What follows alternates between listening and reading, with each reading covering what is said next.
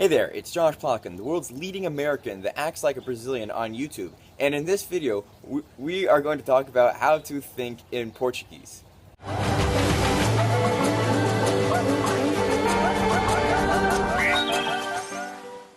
So thinking in Portuguese is something that a lot of Portuguese learners want to learn how to do, but they're not sure about how to do it.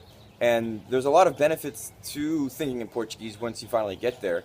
It's easier to speak. You don't have to think as much. You're not translating, so you come out. Your speech comes out more fluid and more natural.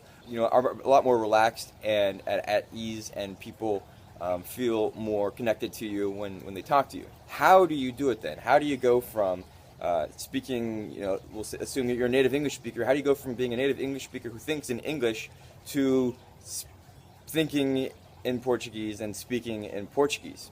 Let's start with the big picture here. I think the most important tip that I can give you here is when you are learning Portuguese is to die.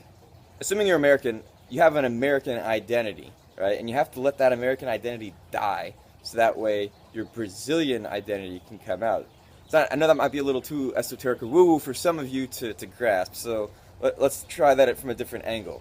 So think of yourself, as you're learning Portuguese, as a Brazilian child who just came to this world. You don't know anything, and you're just learning to speak for the first time.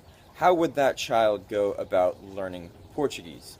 That child might look around at what people are doing and saying around them and imitate what those people are doing. And they'll start with individual words. So, mama, dada, book, table, right? So start with those individual words. Start thinking about what you see around you in your environment, one word at a time. And then as you gain the skills and the knowledge to add greater complexity, start thinking about the world around you in Portuguese. So start very simply, and then as you're studying, start looking at things like, oh, that is a book, instead of just book. And the more that you can look to the world around you and see it as that Brazilian child and from a Brazilian point of view, the easier it'll get to speak Portuguese. So you kind of have to figure out your own approach and really what this means for yourself. But the most important thing here is to get away from translating and stop thinking when you're speaking Portuguese. You really want to get into the flow and really be in the moment and be able to read people and what's going on around you and get out of your head.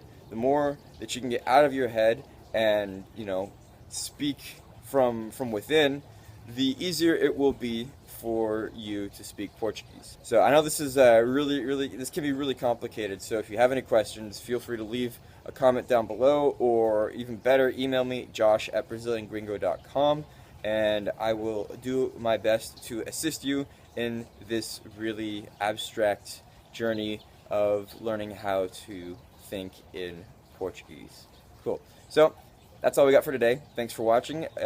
Make sure you subscribe to the YouTube channel and check out BrazilianGringo.com, where we have all sorts of great tips and resources for Portuguese learners and people moving to Brazil. And we'll see you next time. Ciao, ciao.